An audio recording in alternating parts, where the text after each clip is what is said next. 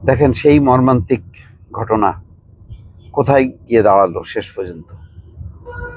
স্ত্রী সন্তানের মৃত্যুর 3 দিন পর জামিন পেলেন সেই সাদ্দাম। মানে তাদের এই চরম পরিণতির পর যখন নাকি দেশ জুড়ে হইচই হলো, তখন জামিন দেয়া হলো। তাই সেই জামিনটা আগে দেয়া হলো না কেন? তাহলে প্রত্যেকেরই কি, যারা কারাবন্দী আছেন, মাসের পর মাস যারা বন্দী আছে, তাদের পরিবারে এরকম মর্মান্তিক ঘটনার পর তারপর তারা জামিন পাবে?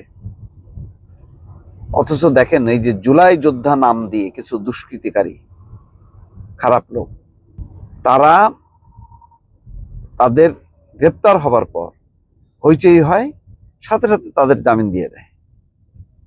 অথচ তাদের বিরুদ্ধে সুনির্দিষ্ট অভিযোগ আছে, তারপরও তারা জামিন পেয়ে যায়।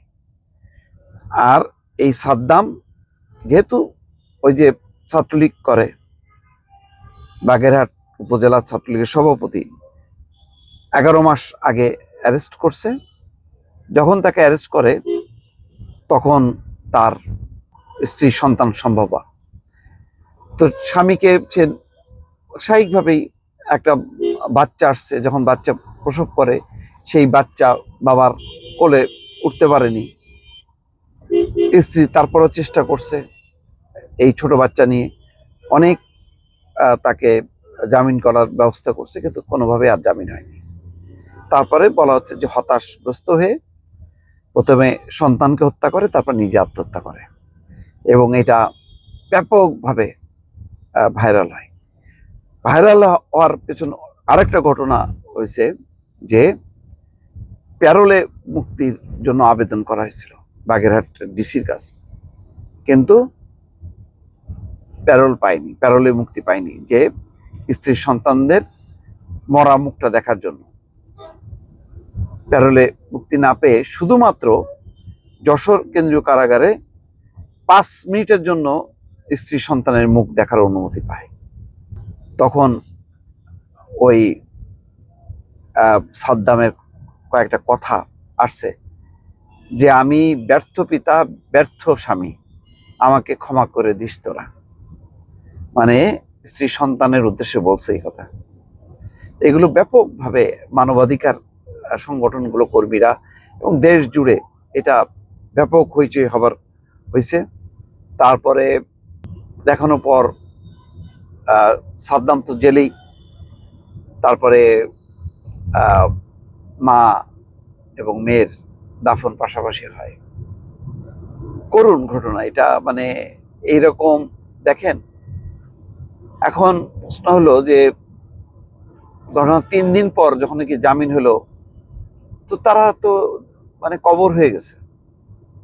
এখন এই জামিনটা যদি আরো আগে হতো, তাহলে স্ত্রী সন্তান বাঁচত, এই আত্মহননের পথ বেছে নিত না।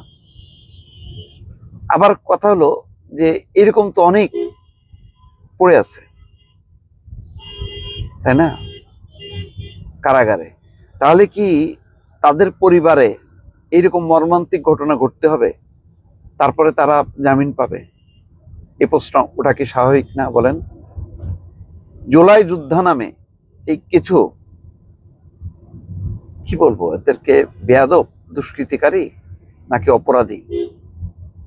জুলাই যোদ্ধা একটা নতুন নাম দিছে, ঠিক আছে, ভালো, কিন্তু তার আড়ালে এই নাম ব্যবহার করে চাঁদাবাজি, রাহাজানি করতেছে।